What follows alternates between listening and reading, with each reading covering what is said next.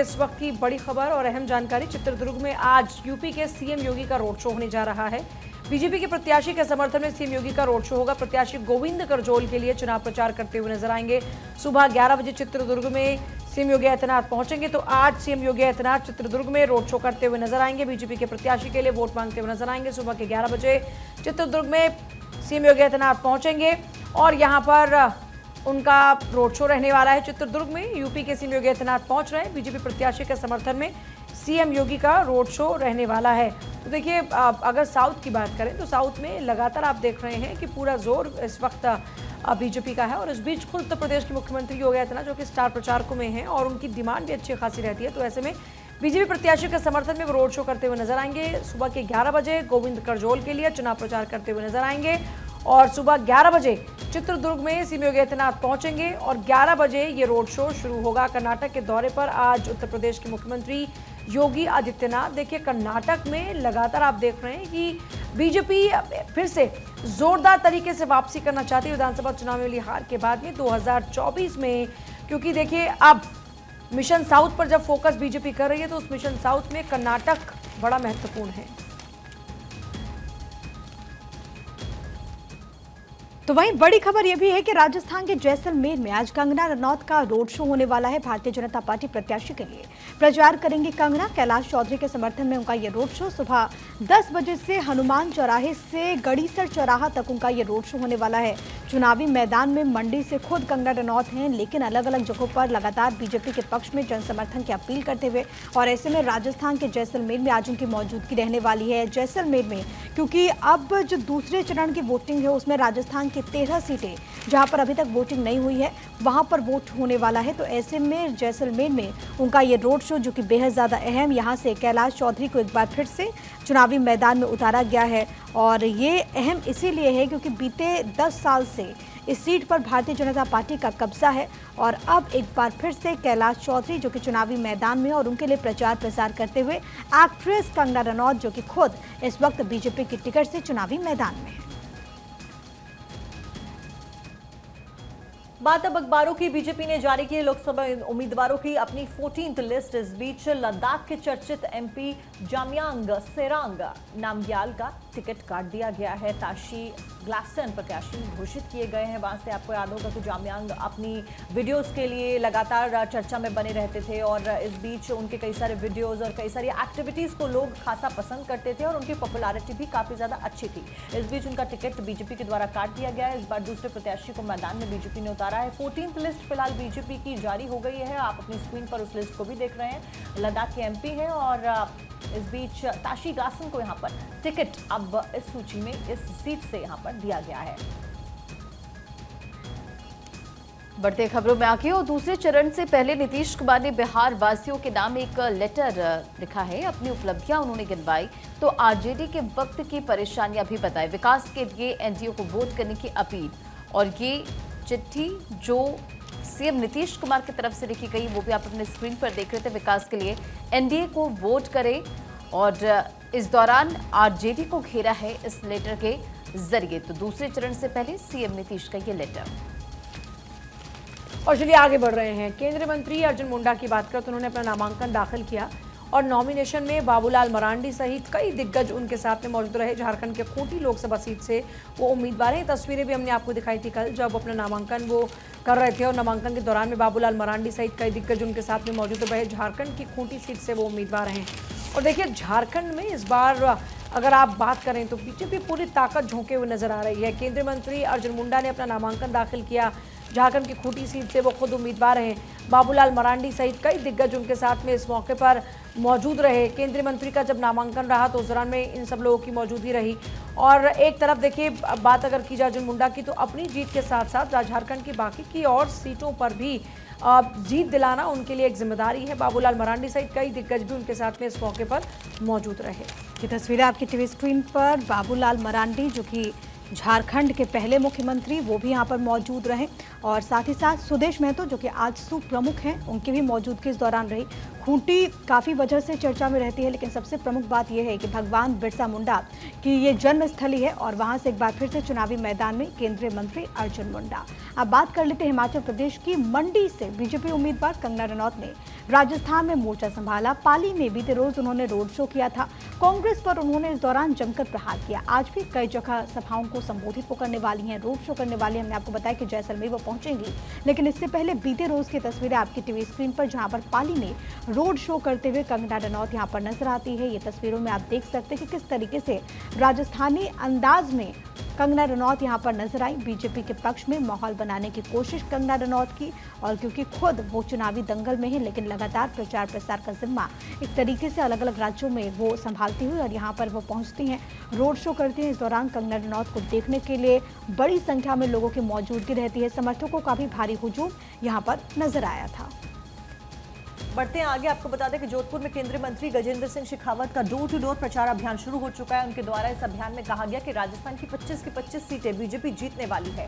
अगले 50 साल भी कांग्रेस सत्ता में नहीं आएगी। कांग्रेस का घोषणा पत्र वक्फ बोर्ड का घोषणा पत्र है। गजेंद्र सिंह शेखावत ये बात कहते हुए नजर आ, और देखिए बीजेपी लगातार इन्हीं मुद्दों को आगे बढ़ाते हुए नजर आ रही है। प्रधानमंत्री नरेंद्र मोदी भी और इवन गृह मंत्री अमित शाह या फिर जो यूपी के मुख्यमंत्री हैं योगी आदित्यनाथ, वो भी इस बात का जिक्र करते हुए नजर आए कि 25 की 25 सीटें बीजेपी जीतने वाली है। हालांकि बीजेपी के लिए चैलेंजेस काफी है। कई सारी सीटें राजस्थान में ऐसी हैं जो कि जहां पर कांग्रेस के द्वारा भी अपने बड़े दिग्गज नेताओं को मैदान में उतारा गया। हालांकि फिर भी बीजेपी काफी आश्वस्त नजर आ रही है अपनी जीत को लेकर। कारण यह भी है कि विधानसभा चुनावों में बीजेपी ने जीत का परचम राजस्थान में लहराया। बढ़ती खबरों में आगे बात कर्नाटक की। कर्नाटक में प्रियंका गांधी की ताबड़तोड़ जनसभाएं, चित्रदुर्ग और बेंगलुरु में रैलियां की। मंगलसूत्र विवाद पर कहा, मेरी मां का मंगलसूत्र देश पर हुआ कुर्बान। और देखिए, मां का मंगलसूत्र देश के लिए कुर्बान हुआ, प्रियंका का यह स्टेटमेंट। और इसी स्टेटमेंट के साथ अखबारों में भी इस खबर का जिक्र है। कांग्रेस महासचिव प्रियंका गांधी वाड्रा ने मंगलवार को कहा कि मेरी मां का मंगलसूत्र इस देश के लिए कुर्बान हुआ। उन्होंने प्रधानमंत्री नरेंद्र मोदी के बयान पर पलटवार किया। कर्नाटक की राजधानी बेंगलुरु में जनसभा के दौरान प्रियंका गांधी ने कहा कि पिछले 2 दिनों में यह शुरू हुआ है कि कांग्रेस के लोग आपका मंगलसूत्र और सोना छीनना चाहती है, और इसी पर पलटवार उन्होंने किया। साथ ही साथ प्रियंका ने आरोप लगाया कि आवाज दबाकर बैंक खाते जब्त कर और 2 मुख्यमंत्रियों को जेल में डालकर विपक्ष को कमजोर करने की कोशिश की जा रही है। तो इन्हीं तमाम बड़ी बातों का जिक्र करते हुए जमकर बीजेपी पर निशाना प्रियंका गांधी ने साधा। साथ ही साथ उन्होंने कहा कि यह देश 70 वर्षों से स्वतंत्र है, 55 वर्षों के लिए कांग्रेस की सरकार रही, तब क्या किसी ने आपका सोना छीना और आपके मंगलसूत्र छीने? ये सवाल उन्होंने पूछा। जब देश में जंग हुई थी तब इंदिरा गांधी ने अपना सोना देश को दिया था, और मेरी मां का मंगलसूत्र यानी कि राजीव गांधी का यह जिक्र उन्होंने किया और इस देश के लिए कुर्बान हुआ था। और चलिए आगे बढ़ते हैं। अब बात होगी मेरठ की। मेरठ में जनता की नब्ज को भांपने के लिए पहुंची बसपा सुप्रीमो मायावती। जनसभा को संबोधित किया, कहा कि केंद्र में हमारी सरकार बनी तो पश्चिमी यूपी को अलग राज्य बनाएंगे। और देखिए, बसपा सुप्रीमो मायावती इस बार ये अलग राज्य पश्चिमी उत्तर प्रदेश के लिए खासतौर पर इस बात का जिक्र करते हुए नजर आ रही हैं कि हमारी सरकार में इसको लेकर हमने प्रयास भी किया था, और अब अगर हमारी सरकार बनती है तो पश्चिमी उत्तर प्रदेश को हम अलग राज्य बनाएंगे।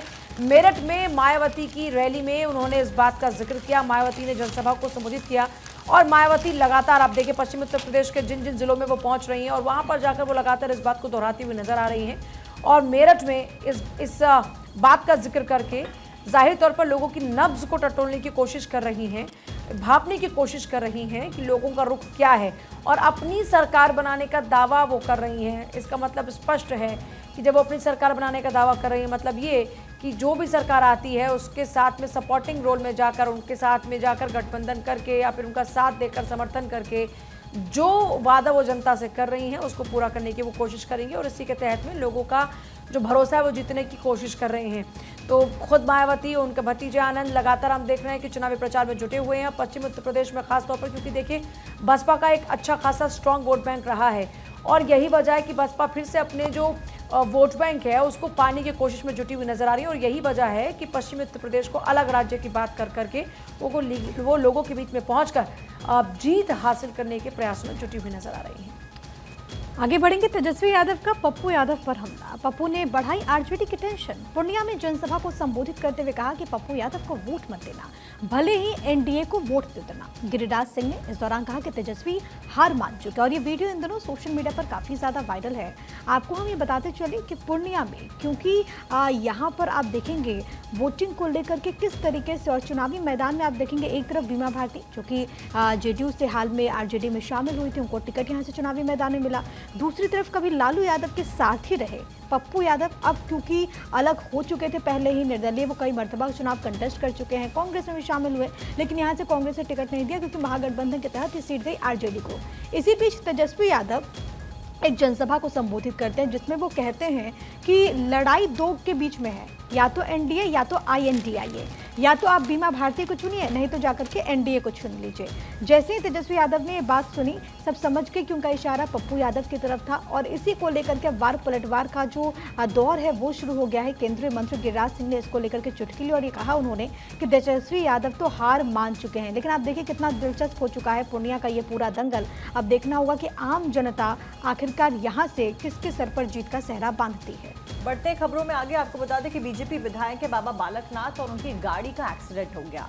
रोडवेज बस से विधायक की गाड़ी अचानक से दोनों की टक्कर हो गई। हादसे में बाबा बालकनाथ बच गए और देखिए वो तस्वीरें भी फिलहाल आप अपनी स्क्रीन पर देख रहे हैं जब कार का एक्सीडेंट हुआ और रोडवेज की बस जा रही थी। दोनों बस और कार आपस में टकरा जाती हैं, जिसके बाद आपको बता दें कि विधायक ठीक है, उनको चोट नहीं आई है और इस बीच हादसे में बाल वो बच गए, लेकिन एक्सीडेंट बड़ा हो सकता था, नुकसान हो सकता था। रोडवेज की बस से अचानक से विधायक की गाड़ी टक्कर हो गई दोनों की और उस बीच जो तस्वीरें सामने आई वो आपकी स्क्रीन पर।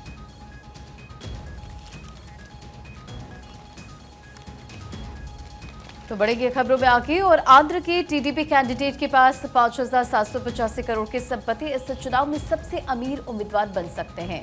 चंद्रशेखर पेशे से चिकित्सक और उद्यमी हैं और अमेरिकी बैंक की 1,138 करोड़ रुपए की देनदारी भी है। तो देखिए ये एक बड़ी जानकारी, जहां टीडीपी कैंडिडेट के पास 5,785 करोड़ की संपत्ति है और ये भी जानकारी कि अमेरिकी बैंक की 1,138 करोड़ की देनदारी भी है। चलिए आगे बढ़ रहे हैं। पवन सिंह का 2 करोड़ की गाड़ी से रोड शो, काराकाट में बुलडोजर से बरसाए गए फूल। बिहार के काराकाट में ये रोड शो, उपेंद्र कुशवाहा बोले फर्क नहीं पड़ता। तो देखिए अलग अलग तरीके से पवन सिंह का सबसे बड़ी बात तो ये कि खूब सुर्खियों में रहे पवन सिंह जब से टिकट मिला तब से लेकर, और अब पवन सिंह 2 करोड़ की गाड़ी से रोड शो करते हुए नजर आए। काराकाट में बुलडोजर से फूल भी बरसाए गए। मतलब आप जरा समझिए कि चुनाव प्रचार में नेता अलग अलग तरीके से अपना चुनाव प्रचार करते हुए नजर आते हैं। उपेंद्र कुशवाहा ने यह कहा कि इससे कोई फर्क नहीं पड़ता। काराकाट में बुलडोजर से यहाँ फूल बरसाए गए, 2 करोड़ की गाड़ी में बैठकर रोड शो करते हुए नजर आते हैं। मतलब ताकत का प्रदर्शन लोगों के साथ किया जाता है, लेकिन यहाँ पर हम देख रहे हैं नेताओं की तरफ से अलग अलग प्रयास किए जा रहे हैं। कोई अपनी गाड़ियों को प्रदर्शित कर रहा है तो कोई जनता के समर्थन को। बिहार के काराकाट से क्योंकि एनडीए के जो उम्मीदवार हैं वो उपेंद्र कुशवाहा हैं, जब उनसे पूछा गया तो उन्होंने कहा फर्क नहीं पड़ता। आगे बढ़ते हैं। इस बीच बड़ी खबर है कि कन्नौज से उम्मीदवार बदल सकती है समाजवादी पार्टी। अखिलेश यादव कन्नौज से चुनाव लड़ सकते हैं, सोर्सेज जानकारी दे रहे हैं। एसपी ने तेज प्रताप यादव को कन्नौज से टिकट दिया है और कल ही इसको लेकर के ऐलान हुआ था। तेज प्रताप यादव जो कि रिश्ते में अखिलेश यादव के भाई ही लगते हैं, लेकिन अब कहा जा रहा है कि अखिलेश यादव खुद चुनाव लड़ सकते हैं, सोर्सेज जानकारी दे रहे हैं। हालांकि इसको लेकर के कयास एक लंबे वक्त से लगाए जा रहे हैं कि एक बार फिर से कन्नौज से समाजवादी पार्टी के अध्यक्ष अखिलेश यादव चुनावी मैदान में उतरेंगे, वो यहां से चुनाव लड़ेंगे। लेकिन इन तमाम कयासों पर पूर्ण विराम तब लग गया था जब कन्नौज से बीते रोज ही समाजवादी पार्टी की तरफ से तेज प्रताप यादव को कैंडिडेट बना दिया गया। लेकिन अब खबर यह है कि यहां पर भी बदलाव हो सकता है और इसके तहत पूर्व मुख्यमंत्री अखिलेश यादव एक बार फिर से लोकसभा का चुनाव लड़ सकते हैं। अपने आप में यह बहुत ज्यादा महत्वपूर्ण हो जाएगा क्योंकि उससे पहले एकदम से ऐसा लगा कि एक अखिलेश यादव लोकसभा चुनाव खुद नहीं लड़ने वाले हैं, वो जरूर प्रचार प्रसार करेंगे लेकिन वो खुद नहीं लड़ेंगे। लेकिन अब खबर यह है कि वो खुद चुनावी दंगल में उतरेंगे और अगर वो कन्नौज सीट से उतरते हैं तो पूरा मुकाबला बेहद ज्यादा दिलचस्प हो जाएगा। हालांकि इससे पहले भी आपको बताते चले कि समाजवादी पार्टी ने कई जगहों से अपने उम्मीदवार को बदल दिया। इनफैक्ट 2 से 3 बार अपने उम्मीदवार को बदला है, जिसमें गौतम बुद्ध नगर की सीट भी शामिल है। मेरठ में भी अपने कैंडिडेट को बदला और अब खबर यह है कि कन्नौज में भी अपने कैंडिडेट को बदला जाएगा और हो सकता है कि यहां से अखिलेश खुद चुनावी मैदान में उतरे। और देखिए यही कारण है कि प्रधानमंत्री नरेंद्र मोदी विपक्ष को जब भी घेरते हुए नजर आते हैं वो ये बात जरूर कहते हुए नजर आ रहे हैं कि विपक्ष को कैंडिडेट्स नहीं मिल रहे हैं। जहां कांग्रेस को कैंडिडेट्स मैदान में उतारने के लिए नहीं मिल रहे हैं, वहीं समाजवादी पार्टी लगातार अपने जो कैंडिडेट्स है प्रत्याशी उनके नाम बदल रहे। कन्नौज की बात की जाए तो अंदर से जो खबर सामने आई है वो ये है कि तमाम जो मंत्री नेता हैं सपा के, वो चाहते हैं कि अखिलेश यादव यहां से चुनाव लड़े। ऐसे में कहा जा रहा है कि आज इस बात की घोषणा भी हो सकती है। बढ़ते खबरों में आगे अगली खबर का रुख करते हैं। शराब घोटाला, केजरीवाल को नहीं मिली राहत। मुख्यमंत्री अरविंद केजरीवाल की न्यायिक हिरासत बढ़ गई है। 7 मई तक न्यायिक हिरासत को अरविंद केजरीवाल की बढ़ाया गया है। और देखिए, अरविंद केजरीवाल को पहली बार कल इंसुलिन भी मिली। यहाँ पर दैनिक भास्कर मेरे पास, इसमें हेडलाइन दी गई है कि बेल नहीं, जेल में पहली बार मिली इंसुलिन। सीएम को कम खुराक वाली इंसुलिन की 2 यूनिट दे दी गई है। अभी जेल में ही रहेंगे अरविंद केजरीवाल। अदालत ने न्यायिक हिरासत को अरविंद केजरीवाल की बढ़ा दिया। आपको बता दें कि शराब घोटाले के मामले में अरविंद केजरीवाल फिलहाल दिल्ली की तिहाड़ जेल में बंद है। लगातार उनको लेकर चर्चा हो रही है, अलग अलग मुद्दों को लेकर वो सामने आ रहा है। इस बीच कैंपेनिंग को लेकर भी वो जेल से ही यहां पर प्रसार करते हुए नजर आए। दिल्ली के कथित आबकारी नीति घोटाले के आरोपियों को राहत नहीं मिल रही है। राउज एवेन्यू कोर्ट ने मंगलवार को अरविंद केजरीवाल की न्यायिक हिरासत 7 मई तक के लिए अब बढ़ा दी है। बढ़ते खबरों में आके गैलेक्सी अपार्टमेंट में अब नहीं रहेंगे सलमान खान। पनवेल के फार्म हाउस में रहने जा रहे हैं सलमान। परिवार की सुरक्षा के लिए ये बड़ा फैसला उन्होंने लिया है। और गैलेक्सी अपार्टमेंट पर फायरिंग की घटना की तस्वीर आपको याद होगी, किस तरह से बाइक सवार लोग वहां पर पहुंचते हैं, ताबड़तोड़ फायरिंग करते हैं और फिर वहां से रफू चक्कर हो जाते हैं। सीसीटीवी फुटेज सामने आया, जिसके बाद ये पूरी कार्रवाई आगे बढ़ी और परिवार सहित पनवेल के फार्म हाउस में रहेंगे सलमान खान। तो ये बड़ी जानकारी आपको दे रहे, गैलेक्सी अपार्टमेंट में अब नहीं रहेंगे सलमान। देखिए वो फुटेज भी आपकी स्क्रीन पर इस वक्त, जब गैलेक्सी अपार्टमेंट के बाहर फायरिंग हुई थी और उसके बाद इस पूरे मामले को लेकर कार्रवाई की गई, आरोपियों की गिरफ्तारी हुई और लॉरेंस बिश्नोई की गैंग ने इस फायरिंग की घटना को खुद कबूला और एक पोस्ट भी सोशल मीडिया पर वायरल हुआ था। और ये बड़ी जानकारी, अब गैलेक्सी अपार्टमेंट में फायरिंग के बाद फैसला बदला है और गैलेक्सी अपार्टमेंट में सलमान खान नहीं रहेंगे। तो चलिए आगे बढ़ रहे हैं। हालांकि इस पूरे मामले में जांच पड़ताल चल रही है, लेकिन अपनी फैमिली की सुरक्षा के मद्देनजर सलमान खान ये फैसला ले रहे हैं और अब वो यहाँ पर नहीं रहेंगे। गैलेक्सी अपार्टमेंट जो कि हमेशा से काफ़ी पॉपुलर रहा सलमान खान के रहने के कारण, अब उन्होंने ये तय किया है कि वो इस गैलेक्सी अपार्टमेंट को छोड़ रहे हैं। चलिए आगे बढ़ते हैं, बात करेंगे जम्मू के कुंदा की, जहाँ पर गाँव में हत्या के मामले में पुलिस ने जाँच तेज की है। हत्यारे अबू हमजा के खिलाफ 10 लाख का इनाम भी घोषित किया है। आरोपी की तस्वीर भी जारी की गई है। तो देखिए, जम्मू की अगर बात करते हैं तो ये खबर, हत्या के मामले में जांच तेज हो चुकी है। हालांकि पुलिस इस पूरे मामले में जांच पड़ताल कर रही है। कुंदा गांव में यह हत्या हुई थी, जिस पूरे मामले को लेकर पुलिस की छानबीन लगातार आगे बढ़ रही है। हत्यारे अबू हमजा पर 10 लाख रुपए का जो इनाम है वो भी घोषित किया गया है, लेकिन अभी और ज़्यादा जानकारी जुटाने की तमाम कोशिशें जारी हैं। आगे बढ़ेंगे। हनुमान जयंती के मौके पर रामनगरी में कई तरह के आयोजन हुए। सरयू तट पर विशेष आरती की गई, उमड़ा भक्तों का सैलाब। तो ये तस्वीरें आपको हम दिखा रहे हैं और ये बहुत पावन मौका था हनुमान जयंती का, कल का पावन पर्व, और इस दौरान अलग अलग जगहों पर पूजा आरती की गई। और ऐसे में श्री राम की नगरी में अयोध्या में एक गजब ही रौनक कल देखने को मिल रही थी, क्योंकि परम भक्त हैं हनुमान। तो ऐसे में हनुमान जयंती के मौके पर विशेष आरती की गई। और कहते हैं, क्योंकि आप देखेंगे हनुमान चालीसा में भी इस बात का वर्णन मिलता है कि राम दुआरे तुम रखवारे, होत ना आज्ञा बिनु पसारे। यानी कि जो भी भक्त वहां पर जाता है, अगर आपको प्रभु राम से मिलना है तो उससे पहले हनुमान जी की आज्ञा लेनी होगी। और यही कारण है कि आप देखेंगे कि तमाम जो लोग हैं उनकी भारी भीड़ हनुमानगढ़ी में उमड़ती है। और कल तो हनुमान जयंती का खास मौका था, तो ऐसे में अलग अलग जगहों पर पूजन पाठ हुआ। हनुमानगढ़ी की बात करें तो बहुत खूबसूरती के साथ हनुमानगढ़ी को सजाया गया था। सरयू के तट पर विशेष आरती भी यहां पर हुई और इस दौरान बड़ी संख्या में भक्त इस कार्यक्रम में शामिल रहे। बिल्कुल, और तस्वीरें बेहद खूबसूरत। और इसी के साथ में आगे बढ़ते हुए आपको बता दें कि 84 कोसी परिक्रमा के लिए अयोध्या पूरी तरीके से तैयार है। हनुमान मंडल की अवध धाम 84 कोसी परिक्रमा के लिए 30 देशों से आए राम भक्त इसमें शामिल होने जा रहे हैं। राम मंदिर बनने के बाद में ये पहली बार होगा जब परिक्रमा की जाएगी। 84 कोसी की आपको बता दें कि परिक्रमा की जाती है और इस बीच इस परिक्रमा की खासा मान्यता होती है और हिंदू धर्म में इस परिक्रमा को करने के लिए कहा जाता है। ऐसे में 30 देशों से आए राम भक्त इस परिक्रमा को करेंगे। राम मंदिर बनने के बाद में पहली बार ये परिक्रमा होने जा रही है। बढ़ते खबरों में आगे, और हनुमान जयंती के मौके पर शोभा यात्रा। हनुमान जयंती के मौके पर दिल्ली समेत कई शहरों में शोभा यात्रा निकाली गई थी। अलग अलग तस्वीरें निकलकर सामने आई है।